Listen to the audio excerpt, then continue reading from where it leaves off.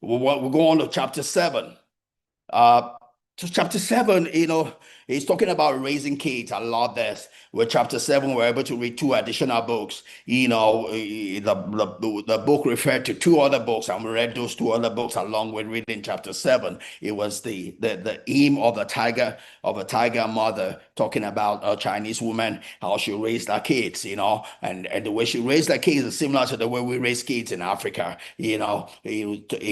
against where the way most Europeans and Americans raise their kids, the restrictions they have, as against the restrictions we don't allow to have, So she just talked about the way she raised her kids, how they turned out, pros and cons from a different ways of raising kids between the Chinese and the American, vis-a-vis African way of raising kids, and but that's not, again, this is where we come again talking about the paradox, right? The Chinese is not completely right. The American is not completely right. The African is not completely right. Effectiveness, the ability to pick from each of them, pick from the truth, pick the principles, pick the laws of each of them, and see how you can use them and apply it in your specific situation.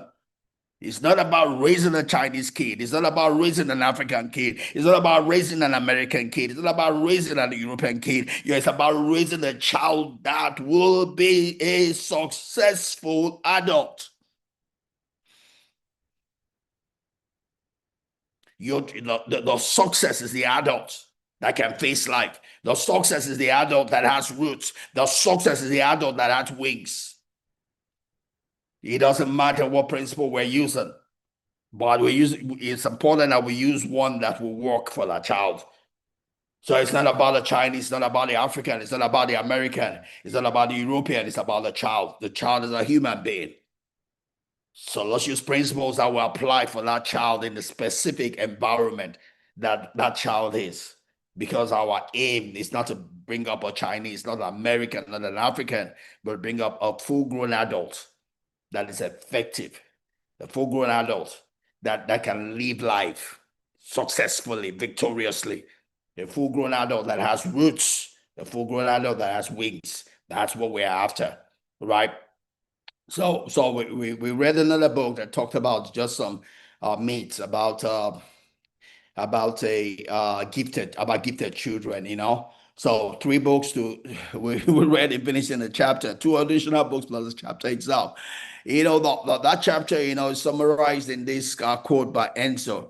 And it says, people say that you shouldn't push your children. People say you should not push your children, right? That if you don't push your children, will they move? Scripturally, the Bible says that foolishness abounds in the heart of a child, that the rod of correction takes them out. The rod of correction doesn't mean it has to be caning. It just means that you push that child beyond what the child might feel like doing at that point in time. A child will tend towards comfort, but we know that if you do the comfortable thing today, your tomorrow will be hard. If you do the hard things today, your tomorrow will be easy. So we need to train our children, to not just be comfortable, or to rest, or to always do the things that are easy. We have to help them to be able to take on some things that are hard, some things that are not in line with what they would normally want to do, they feel like doing, or their intuition is telling them to do, because we see further than they can see. We see further than they can see. We allow them to stand on top of our shoulders so they also can see further. We give them the reason to pay the price now. We give them the reason to sow the seed now, because we have seen the harvest, because we have been through life, we have the experience of life, so we can see the harvest ahead of them. So we show them, we have the vision based on our history. We can see the vision of where they are going, and so we help them sow the right seed so they can have the right future. Right, we help them sow the right seed so they can have the right future. That's why the Bible will say, train up a child in the way he should go. Train up a child according to the future that you see concerning that child. Train up that child according to the vision you see concerning that child. Train up that child according to the harvest you see concerning that child, so that harvest will become true in that life. because that harvest requires a sowing. That harvest requires a cultivation. That harvest requires a nurturing. If there's no nurturing, that harvest won't come. If there's no cultivation, that harvest won't come. If there's no keying into the right process, that future will not come. There's no future, there's no destiny that's guaranteed for anyone. The destiny, there are only possibilities in our future. There are no definite in our future. There are only possibilities in our future. Whether the future we get eventually is a function of what we are doing today. There are no definite in our future. The future we get is a function of what we do with our today. There are only possibilities in our future, no definite. Just as much as you can become rich in your future, you can also become poor. Just as much as you can have a house of your own in your future, you can also become homeless, right? Those are possibilities in your future. It's possible, but it's not definite. What you will get at the end of the day is a function of what you sow today, because your future is an harvest. Your future is an harvest. It's not a definite an harvest. It's going to be the result of what you are doing on your today. It matters what you do today. It matters what you do today. You will have the future of what you are doing today. Nothing different. So our quote here ends up would say, people say that you shouldn't push your children, but I feel the opposite. I feel the opposite. You have to push your children in the direction that will give them the future that they will like. They can't see the future right now.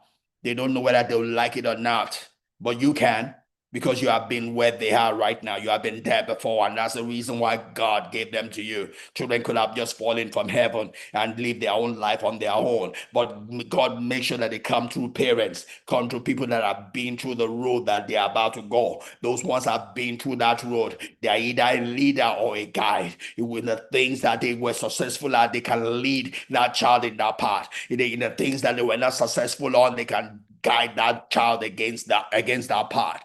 So God puts the lonely in families. God brings children to parents because he wants us to pass on to them our experience of life. He wants us to pass on to them our experience of life. That's why the Bible says that obey your father and mother. This is the first commandment with a promise. It's a promise. That promise is as well telling you what the harvest will be. Right, it's the first commandment, a promise, because if that child obeys that, those parents honors their word, honors their pilgrimage, honors their leadership, honors their guidance, that promise will be that child's own. That promise is tied to that child being able to properly engage with the parents, properly engage in the parents in such a way that that child is learning from from what their success, is learning from their mistakes also, is learning from their success, is learning from their mistakes also. That child is standing upon their shoulders and is able to see further, is able to go further than they've ever been, because he's using their own experience of life. He's not having to reinvent the wheel. He's not having to reinvent the wheel. He's not having to make the same mistakes that they have made. But it's building from where they stop to go further, to see further, to go further, to see further, to go further, to see further. Right? So if you're going to help your children, you need to unfold their potential. If you see a potential in them, you need to help them unfold it. Don't be easy on them. Yeah, but either be whatever you're doing, let it be age appropriate. Let it be time appropriate. Don't push them too much that they will break. Push them only enough that will make them move. Don't push them too much that they will break. Push them enough to be just to move them forward, move them in that direction, push them in that direction. Let it be age appropriate. Let it be time appropriate. Let it not be because you're trying to live your own life through them, but you're trying to make their potential to come to life. You're trying to make their potential not to go to waste. You are trying to make the grace upon their life not to go to waste. Let it be because of them, not because of you. Not be because you're trying to heal a old wound, but because you're trying to be a blessing to this one. You're trying to pass your lesson to them. You're trying to pass your lesson to them. You're trying to pass the benefit of your pilgrimage to them. You're trying to say, if this was my own self, this is what I would have wanted someone to say to me. This is what I would have wanted someone to do to me. And you're doing it to them for their benefit, not my benefit, for their pride, not my pride. Right? So we help our children to unfold their potential to become who they are made to be. Right? So that's what the whole chapter talks about. Let's go into it. So foolishness, Proverbs 22, verse 15 says, foolishness is bound up in the heart of a child. You're right, but the rod of discipline would drive it far from him. And that rod does not mean caning the child, doesn't mean punishing the child. It just means that you help that child not to be imprisoned by the foolishness of life, not to be imprisoned by the blindness of the age, by the blindness of inexperience, by the blindness of feeling. You have that child to be able to tell the child the results even before it comes, because you have been where they are. You can tell them the results of the different options that's available to them. Give them wisdom. That's what the Bible is saying. Yes, sometimes it might be whatever, but that needs to be age appropriate, situation appropriate, and you're not doing it because of yourself. You are doing it because of that child. I remember one time I came my daughter, and she and she just stood up and said, "Why?" It took a lot of energy to do that, but she knew I loved her. I was just frustrated at that point in time trying to teach her something she was forgetting, you know. And in my frustration, I came there, but she was wondering why she was limited. She wasn't intentionally not absorbing what I was trying to explain to her. It was just a limitation of her being. And it didn't come by canings for me to find more effective ways to communicate to her, because she's not intentionally holding back. She was just limited, right? So we need to understand our children. We need to understand our children, avoid comparison. Don't try to make the fish in them to compete for running. Don't try to make the monkey in them compete for swimming. Find out what is in them. Find out what they have dexterity for. Find out what they have dexterity for. Find out what they have they have the qualities for, and seek to develop that. Don't try to force on them what they don't have. Develop what they have, develop what they have, develop what they have, develop what they have, develop what they have. Don't try to force on them what they don't have. Don't try to make a fish a monkey. Don't try to make a monkey a fish, right? That is wickedness. That is you trying to live your life in that child. If they don't have the dexterity, if they don't have the basic requirement for that particular task or that particular direction, find out what they do have something for. Don't force them along a path that they don't have the basic requirements for. Don't frustrate them. Don't make them hate life. Do something that you can build on, that they have, you can build on. They have, you can sharpen. They have, you can sharpen. You can build on, you can sharpen.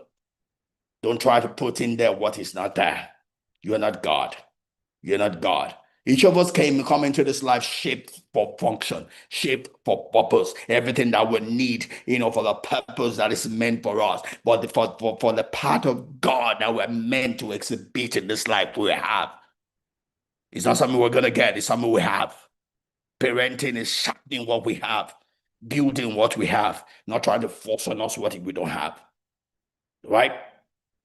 So you need to understand your child and know what it is that you are building. You're building, you're giving expression to in that child. Right? So the emphasis that children are not inherently moral beings, but have a natural inclination towards foolishness because of their lack of experience. All right. So this is not judgmental on your children, but a statement about human condition. Obviously, we're all limited, right? We just help our children from where they are. All right. So the proverb, 22:15 suggests that children need to be taught. They need to be corrected to develop wisdom and righteousness. They don't bring that from heaven. We need to help them, Yeah, Proverbs 22:6 talks about training up a child in the way he should go. Train the child in the way according to the vision you see in that child, the harvest you see in that child, the future possibility you see in that child, so that that child can attain, that child can enter into the heaven that is prepared for that child, into the robot that is prepared for that child, into the wealthy large place that's prepared for that child, right? So let's help our children to attain, right? That's the essence of parenting, you know. So